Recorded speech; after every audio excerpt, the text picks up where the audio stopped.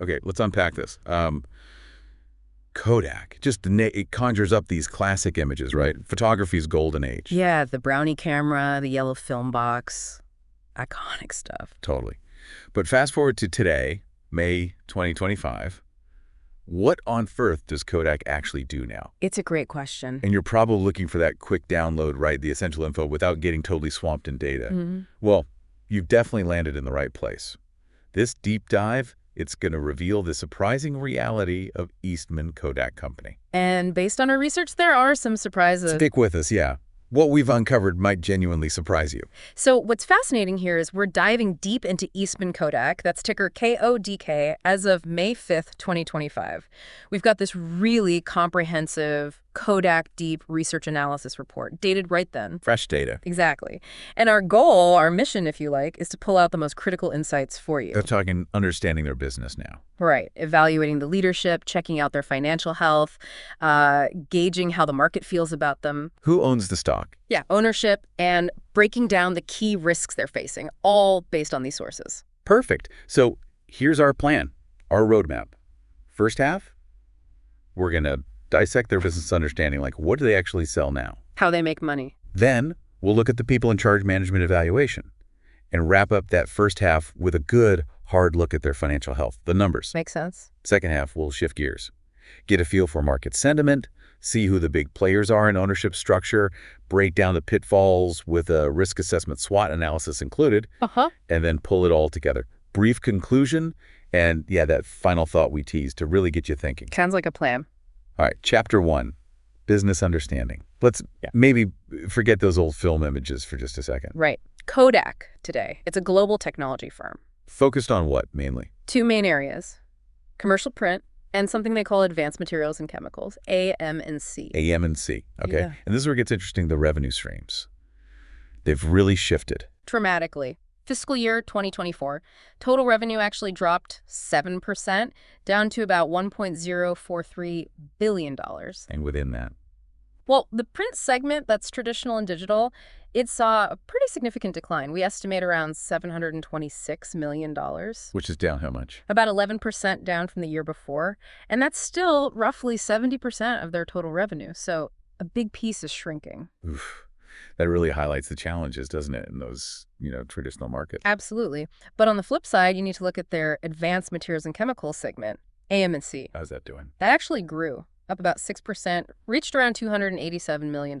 So that's now about 27% of their total revenue. Okay, so growth there. What about brand licensing? Still doing that? Yep, that grew modestly too, maybe around $30 million in revenue. But interestingly, they pulled in $40 million in cash from brand licensing in 2024. More cash than revenue. How does that work? Just timing differences, When the cash actually hits the bank versus when they recognize the revenue, it shows there can be some variability there. Gotcha. So you can really see the strategy, right? They're pushing AM&C because print is facing these headwinds. Clearly. They talk about wanting a more stable, contract-based model, even in parts of print like pre-press solutions. But the overall decline. Yeah. It suggests even those recurring revenues might be under pressure. So what exactly are they selling now? Let's break down the products in print. Print. A key product is their Kodak Sonora process-free plates. Big deal because they cut out chemical processing. Better for the environment, potentially cheaper for printers. Makes sense. What else? The equipment to image those plates, plate setters, workflow software like Kodak Pranergy that manages the whole print job. Digital printing presses too, Kodak Prosper, Nexfinity. They even sell inkjet components to other manufacturers, specialized inks, and of course, service and support. Okay. And then the AM&C side, you said that's broader. Much broader and different. We're talking specialty chemicals for all sorts of industries, contract coating services like applying special layers to materials for customers. Right. There are Kodacolor and Kodalox inks and coatings for fabrics, materials for functional printing, think touch sensors, films for circuit boards, solvent recovery services. Wow. Even E-Star PET films, aerial imaging films, and get this, they still make motion picture film. No kidding. Film. Still. It's niche, sure, but it's part of the portfolio. Interesting. Anything else major in AM&C? Yes, a really significant move. They're getting into pharmaceuticals, opening a new facility in 2025 at their Eastman Business Park campus. Pharma. What exactly? Making components for drugs and chemical reagents for medical testing. It's a big diversification. High potential, but also highly regulated. Right, that makes sense. Okay, and the brand segment, just licensing the name. Pretty much. Leveraging that iconic Kodak name for consumer products, digital cameras, accessories, audio-visual stuff, lifestyle goods, batteries, consumer printers, scanners. So stuff you might see in stores with the Kodak name, but they don't make it. Largely, yes. And it's important to remember Kodak Eller's a separate company handles some consumer things like those photo kiosks you sometimes still see. Okay, good distinction. Yeah. So considering all this, how big is Kodak now? Market position? Well, still based in Rochester, New York. Global operations. Market cap early May 2025 was around $514 million. Okay. Revenue, as we said, just over $1 billion in the last year. Employees, maybe 3,900 to 4,000 worldwide. Which is tiny compared to their peak, right? Oh, absolutely dramatic change. They used to have like 90% of the film market, 85% of cameras. Now they're a much smaller, specialized player. Any market share numbers for their current businesses? The estimates we have, and they might be a bit dated, suggest maybe 18.5% in commercial printing, 4.5% in digital print, and only around 3% in AM&C. They're definitely up against serious competition. So what's the core pitch, the value proposition they're offering customers now? It seems to be about leveraging that deep imaging expertise, but applying it to commercial print and these specialized AMC areas. Right. They aim for integrated solutions, hardware, software, consumables, services, all supposedly to help their business customers be more profitable. And sustainability. You mentioned the Sonora plates. Yeah, that's a big emphasis too. Sustainability efforts, those process-free plates, and of course the brand licensing still brings in cash. Okay, so let's really crystallize it. What does Kodak do in 2025, and how does the money flow? Fundamentally, they're a B2B tech company now. Money comes primarily from selling to the commercial printing industry, plates, equipment, software, ink support. Okay. They also earn revenue selling advanced materials and chemicals, specialty films, motion picture film, functional printing components, contract coding, and then there's the smaller but growing brand licensing stream. So money from equipment sales, software licenses, consumables like plates and ink? Exactly. Service contracts, royalties from the brand licensing deals. That's the mix. Okay, let's zoom out. The industries they play in, what's the general outlook? Commercial printing first. Right. Commercial printing is, well, it's mature. And it's being seriously disrupted by digital media. Forecasts are mixed. Some see modest global growth. Others, especially for the U.S., see decline. Key trends. Automation is huge. Sustainability is critical. The shift to digital printing, especially inkjet and for packaging, that continues. And even AI is starting to creep in. Okay. What about AM&C, that diverse segment? That's different. It serves a really wide range of markets, and many of those have significant growth potential. Think electronics, packaging, medical, automotive, pharma. What's driving growth there? Demand for specialty chemicals, that's a massive market globally. Materials for EVs, semiconductors, medical imaging chemicals, that's projected to grow nicely. The push for sustainable chemicals. And Kodak's pharma move fits in here. Yeah, exactly.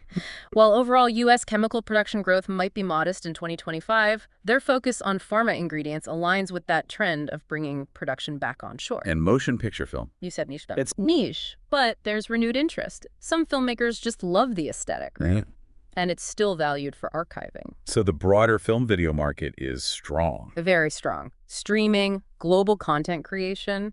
And interestingly, the U.S. film processing subsegment is actually projected to grow pretty well in the coming years. Kodak's film business, reportedly still profitable. Wow. So it's a real mix of outlooks across their businesses.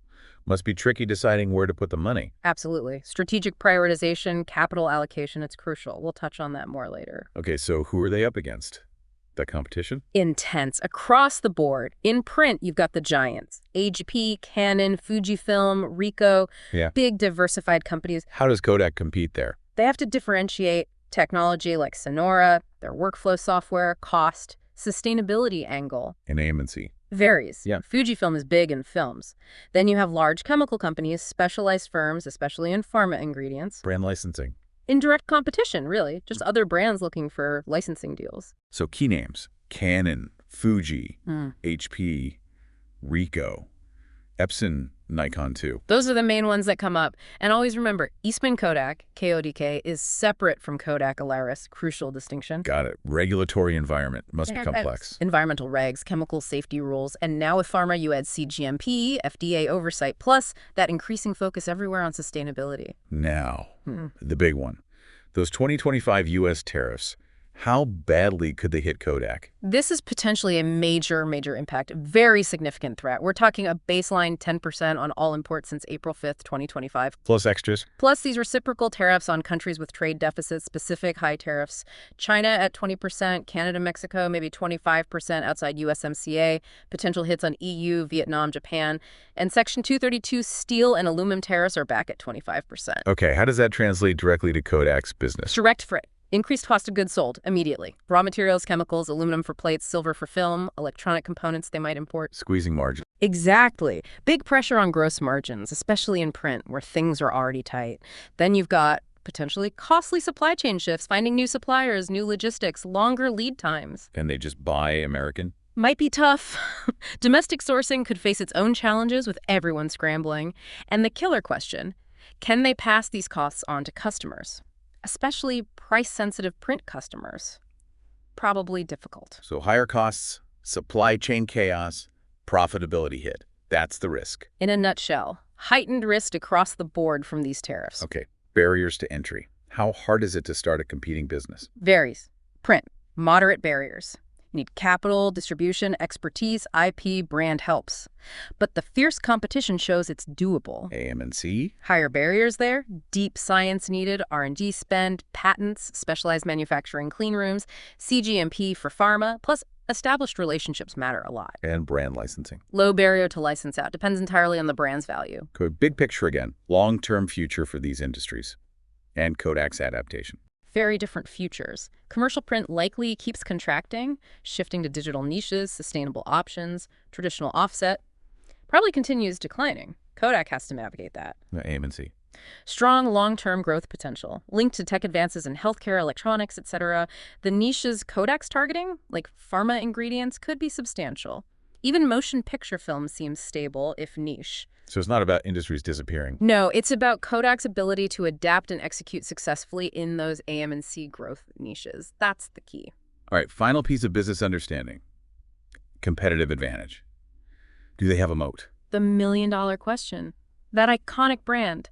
Huge legacy value, great for licensing, but its competitive power in B2B markets now. Questionable. Most advantages, economies of scale. Unlikely now. They're smaller, negative operating margins recently, and these new tariffs, they actually threaten cost disadvantages. The network effects, switching costs. Network effects. Not really apparent. Switching costs. Maybe moderate if a customer is deeply embedded in their print ecosystem hardware, software, service. Lower for just buying consumables. Minimal for brand licensing. So where is the potential edge? Unique assets, IP. That's where it gets interesting. Intangible assets, IP. They still have a lot of patents. Imaging, chemistry, materials. Sold off a chunk of digital imaging patents back in 2013, but still had around 9,600 left. Is that portfolio still valuable? Needs validation, but potentially. Plus, they have deep institutional knowledge imaging science, chemical formulation, coding, precision manufacturing, and specialized infrastructure like Eastman Business Park. So a potential narrow moat. Potentially, yes. Primarily in that specialized tech know-how and IP within AM&C, creating barriers in specific niches, functional printing, advanced films, targeted pharma ingredients, but, and it's big but, significant execution risk remains. So boiling it down, what makes this business hard to replicate? It's that combination of accumulated expertise, potentially valuable patents, and specialized manufacturing, particularly in AM&C. That's a hurdle. But remember, established competitors have their own strengths. The brand is history. The moat, if it exists, is in those tech niches. Okay, moving on. Chapter 2, Management Evaluation. Who's steering the ship? That would be James Continenza. He's executive chairman and CEO, took the CEO role in July 2020, been chairman since 2019, and on the board since 2013. background. Experience in tech and communications transformations. Led several companies through turnarounds. Lots of board experience, too. And under his leadership at Kodak, what's the focus? Several key initiatives. Improving the capital structure. Strategic M&A, mostly divestitures recently, like flexographic packaging. Operational efficiency, they targeted $40 million in savings. Investing, too. Yeah, investing in growth areas. Sonora plates, inkjet, workflow software, licensing, AM&C, film, and trying to de-risk the balance sheet, like terminating a pension plan. How have the results been during his CEO tenure? Next. They've shown GAAP net income recently, which looks good on the surface, but the overall revenue trend, generally down except for a post-COVID bounce, and operating profitability has been weak, even negative. Stock price, very volatile. Who's the CFO? David Bullwinkle. He often talks about smart revenue efficiency and those AM&C investments. Yeah, there's that big controversy, right? The DFC loan situation a few years back. Remind us. Yes. The proposed $765 million loan from the U.S. International Development Finance Corporation, DFC, announced July 2020. Idea was Kodak would make pharma ingredients under the Defense Production Act for the pandemic response. Stock went crazy. Shot up massively. But then, intense scrutiny, Kodak's lack of pharma experience, questions about the DFC process, allegations of potential insider trading. What specifically triggered the insider trading concerns? The timing. Yeah. CEO Continenza got stock options, and there were some insider share purchases right before the loan news broke, led to investigations by the SEC, Congress, DFC's own Inspector General, plus shareholder lawsuits. What did the investigations find? Kodak's internal review found governance weaknesses, but no legal violations by execs regarding the options or disclosures. The DFC Inspector General found no DFC misconduct, but explicitly didn't review Kodak personnel actions. And the loan itself? Never happened, never finalized.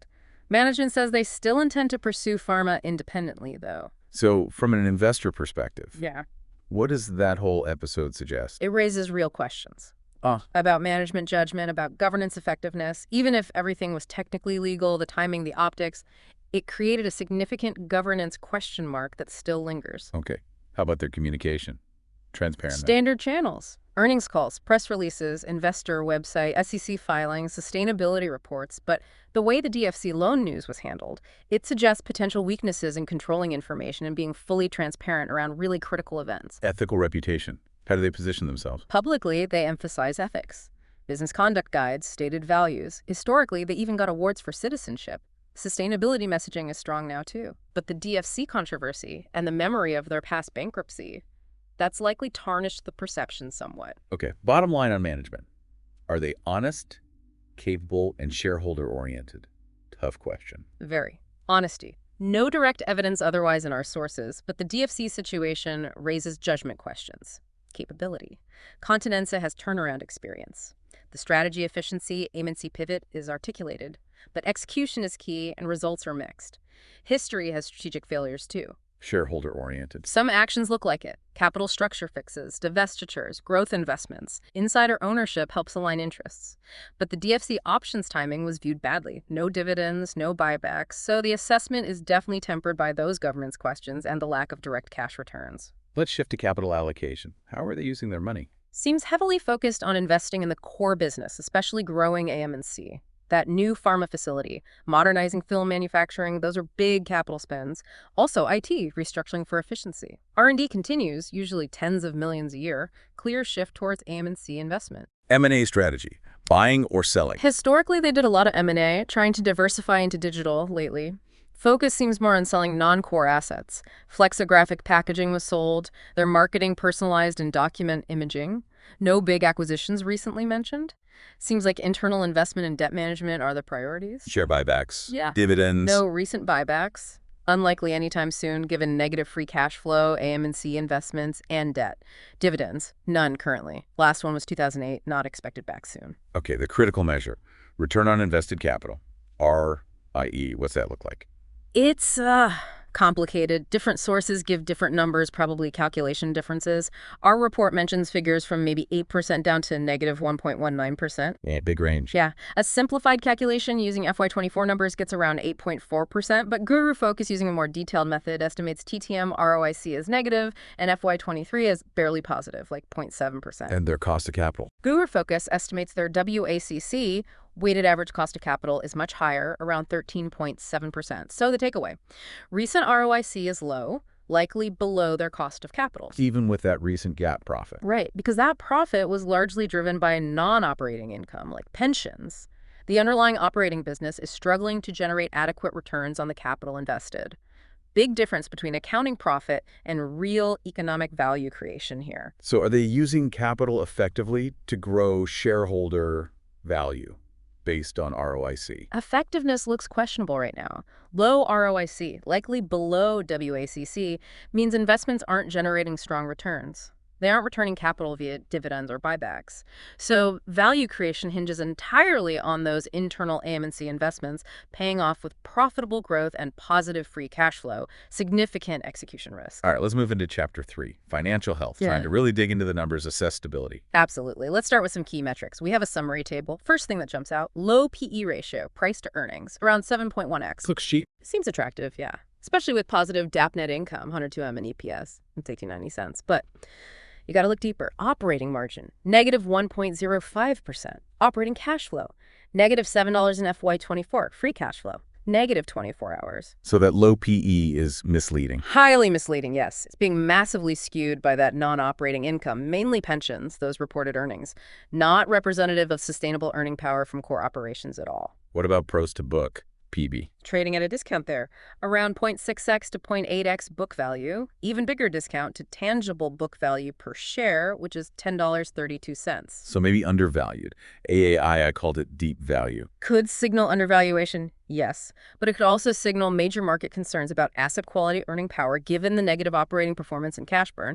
Real risk of a value trap if operational profitability doesn't come back. Okay, let's look at stability over time, earnings consistency, past 5-10 years. Highly volatile. Significant lack of consistent operating profitability. Net losses in multiple years, 2015, 2018, 2020. When they did show a net profit, often driven by non-recurring stuff. Asset sales, settlements, and like we said, pension income in FY23, FY24. And revenue. Long-term declining trend, barring that 2021-22 bump. Fundamentally, no sustainable earnings from core ops. Future earnings. Very uncertain. Dividends, you said no, so no stability there. Debt, how heavy is the burden? Total debt around $500 million end of 2024. Debt to equity is 0.58 moderate leverage. Cash on hand was $201 million, but that was down $54 million from the year before. Main concern with the debt? Ability to service it from operations. Interest coverage ratio based on operating income, it's negative. They aren't earning enough from the core business to cover interest. Even if you include non-operating income? Then the ratio looks positive, yeah, like 2.7x. But that's less indicative of real strength. They're relying on cash, asset sales, that pension surplus for debt service. That's risky if operations don't improve or those other sources dry up. How about working capital management? Day-to-day finances. Liquidity looks okay on the surface. Current ratio 2.28, quick ratio 1.44. But digging deeper, some concerning trends in FY24. Like what? Inventory turnover went down, meaning inventory sits longer. Days inventory outstanding, DIO, went up. Management says that's partly building AM&C inventory. Anything positive? Receivables turnover went up. Days sales outstanding, DSO, went down, so they're collecting cash faster. Payables turnover was stable. Net effect. Lengthening of the cash conversion cycle up to 91.3 days TTM, mostly due to that higher inventory. Ties up more cash, makes negative FCF worse, pressures the cash balance. Lower working capital efficiency is a drag. So, summarizing financial health. Earnings volatile. Excessive debt. Earnings, yes, extremely volatile. Frequent losses. Recent profits rely on non-operating items. Operating earnings weak, inconsistent. Debt. Absolute level is moderate. DE 0.58. But it feels high relative to their ability to generate operating earnings cash flow to service it. Primary stability concern isn't the debt level itself, it's the operational weakness making debt service reliant on non-operational factors and finite cash. Okay, we're hitting the second half now. Let's kick off with Chapter 4, market sentiment. How's the market feeling about KODK? Perception is exceptionally volatile. Beta ranges from 1.7 to 4.0, depending on the source. That's high. We've seen those crazy price swings, right? Like 2020. Exactly. That surge to $60, then lows around $1.50. Views are polarized. Turnaround story, meme stock, deep value, distressed asset. Lots of nostalgia clashing with skepticism. Recent performance. leading into May 2025. Over the last 12 months, actually up significantly, around 41%, but year-to-date down slightly, maybe 3%. Short-term momentum was positive, but technicals like RSI are neutral, seeing a short-term falling trend channel. Sentiment indicators, like tip ranks. Neutral to poor, generally. Tip ranks, smart score, AI scores. Nothing strongly positive. What about Wall Street analysts? Price targets, coverage? Extremely limited, basically non-existent as of May 2025. Multiple sources say no current analyst targets or consensus estimates. Tip rank shows 0 analysts covering. 0. Wow. An orphan stock. Pretty much. Suggests broad institutional skepticism, doesn't it? AIII mentioned some upgrades, downgrades back in April, but no specifics given. If that lack of coverage speaks volumes, what kind of news actually moves the stock price then? Seems very sensitive to news flow. Earnings announcements are big, like it dropped 6.5% after the Q4 FY24 results in March. Upcoming Q1 earnings around May 8th will be watched closely. Other triggers. Strategic stuff, AM&C investments, pension plan updates, maybe industry recognition like film used at the Oscars, but probably minor price impact, legacy issues like if that DFC loan stuff resurfaces negatively, and macro news like those 2025 tariffs almost certainly weighing on sentiment. What about short sellers? Options market activity, what does that tell us? Tells us there's significant skepticism, but also speculative interest. Short interest is high, 10–11% of the float. Millions of shares short. Days to cover. Relatively high too, 6.6 to 8.5 days. Underscores the doubt, but also sets up potential for a short squeeze on good news. Options, active. Very active market. High implied volatility, like 68%, suggests traders expect big price swings. Open interest shows active positioning. Put-call ratio around 0.80, slightly more calls than puts. Activity spikes around earnings. So the conclusion on sentiment? Deeply divided. Bull versus bear. High volatility likely to continue, driven by news and expectations. Let's move to Chapter 5. Ownership structure. Who owns Kodak? Institutions. Institutions hold a significant chunk. Estimates vary, 23% up to 56%, but most sources cluster around 40–55%. NASDAQ data for Q1 2025 showed 169 institutions holding about 42%. Who are the big holders? Mostly passive index funds, BlackRock, Vanguard, State Street, DFA. You also see some value or special situation funds, Kennedy Lewis, Southeastern, flat-footed, GMT Capital. What's missing? Noticeably absent, large active growth managers. How have institutions been trading it recently? Net negative activity. More institutions decrease positions than increase them. Suggests some are reducing exposure. Fits the view of Kodak as small cap, value, distressed play. Okay. What about insiders? Executives, directors, how much do they own? Significant insider ownership, too. Maybe 5–10% overall. CEO Continenza holds around 2%. Director Philippe Katz has about 5%. Recent transactions. Buying. Selling. Some recent buys. Director Michael Silek bought in December 24 around $7.02. Director Philippe Katz bought around the same time, near $6.50. Any selling. Reported sales are often just tax withholdings when options vest, not really discretionary selling. Continenza exercised options, but no large open market sales reported from top execs recently. Net activity technically shows more sold, including withholdings, but the director buys are notable. What does that insider activity suggest? Significant ownership and those recent director buys suggests alignment, maybe confidence at those price levels. Lack of big open market selling by execs supports that too. Is ownership concentrated or spread out? Relatively concentrated. Top 13 shareholders hold about half the company. Top 10 institutions hold maybe 25–30%. Combine that with insider stakes. Yeah, a substantial portion held by relatively few entities. How could that impact strategy or the stock price? Concentration can potentially increase volatility or give large holders more influence over strategy. And the impact on corporate governance? Well, having the CEO also be Chairman Continenza holds both roles concentrates power. Good for decisiveness maybe, but reduces board independence. Board members include big shareholders. Yes, includes significant shareholders or their affiliates, enhances alignment potentially, but also risks conflicts of interest. And we have to remember the past governance issues around the DFC loan. Standard structures in place, though. Yes, business conduct guide, reporting lines, board committees. But overall, concentration of power, insider influence, the DFC memory, they present governance risks to be aware of. Alignment exists via ownership, but vigilance needed on independence, pay, potential favoring of dominant stakeholders. Okay, Chapter 6, Risk Assessment. Let's run through the SWOT analysis. Strengths first. Okay, strengths. That iconic brand. Still valuable for licensing. Deep tech expertise, big patent portfolio in imaging and materials, specialized manufacturing assets, established B2B relationships, and the growth potential in AM&C. Weaknesses. The big one, decline in traditional print, inconsistent profitability, negative free cash flow, maybe some brand reputation damage, those potential governance concerns we just discussed, smaller scale versus competitors, and just the big uncertainty around executing this turnaround. Opportunities. Where could they win? AM&C markets are the big one.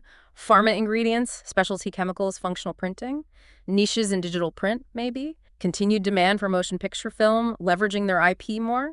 Sustainability focus attracting customers. Potential for more efficiency gains. Maybe benefits from U.S. reshoring trends, especially with that pharma move. And finally, threats. The big dangers. Intense competition everywhere. Continued decline in traditional print. Rapid tech change needing constant innovation. Economic downturns. Raw material cost swings. Standard manufacturing risks.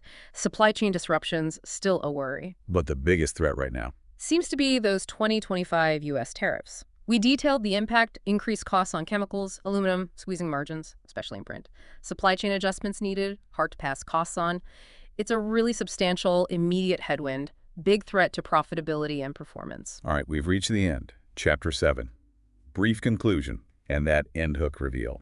What's the overall picture of Kodak in 2025? It's undeniably complex, isn't it? A company deep in transformation, but the moat. Questionable durability. Management is experienced, but face that scrutiny. Financial health is fragile, despite those accounting profits masking operational weakness. Valuation, sentiment. Valuation swings wildly, market sentiment deeply polarized. And layered on top of all that, the huge threat from U.S. tariffs. So investing now is? It's fundamentally a bet on a successful turnaround, with significant execution risk and major external risks like those tariffs. The lack of a clear, durable moat, the operational and financial fragility, it looks more like a speculative play right now, not a compelling value case with a clear margin of safety. Okay, and now, that final provocative thought we promised. Yeah. Here it is. Given Kodak's deep, deep history in materials science, and with these new tariffs potentially reshaping global supply chains, could their move into pharmaceutical ingredients be a truly strategic, maybe even lucrative long-term hedge? Or is it just another chapter in a long, winding turnaround story? And what unseen potential might still be locked away in that extensive patent portfolio in this new economic landscape? That is something to think about, isn't it? A lot to consider there. Definitely something to mull over. And hey, make sure you subscribe to the Stock Analytics AI YouTube channel for more deep dives like this one, getting into the numbers and the narratives shaping today's companies. Yeah, definitely subscribe. You can find links to all the research we talked about today down in the description. And just the usual reminder, this analysis, it's for informational purposes only. Definitely not investment advice. Please, do your own thorough research, your own due diligence, before making any investment decisions. And also be aware, this episode might contain information that was generated with some AI assistance, so factor that into your valuation too. Thanks so much for joining us for this deep dive into Kodak. We really hope it helped clarify what's going on with this complex, iconic company. Hope it was useful. We love hearing your feedback, suggestions for future topics too, so feel free to share those. You can find more of our analyses wherever you get your podcasts.